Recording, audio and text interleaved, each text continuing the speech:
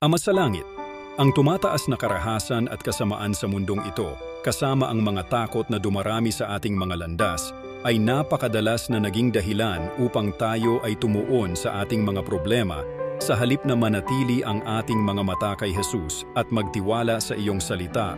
Salamat na kahit anong mangyari sa mundong ito, nangako ka na makakasama mo kami.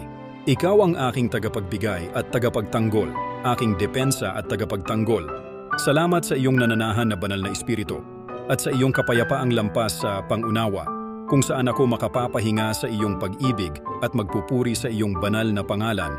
At salamat na ako ay dinala sa iyong pamilya. Sa pamamagitan ng biyaya, sa pamamagitan ng pananampalataya kay Jesus, Panginoon, nakikiusap ako na makasama mo ang aking pamilya. Ako ay lubos na nagpapasalamat sa mahalagang regalo ng Panginoong Jesus na naghahari sa itaas at para sa kagalakan at kaaliwan na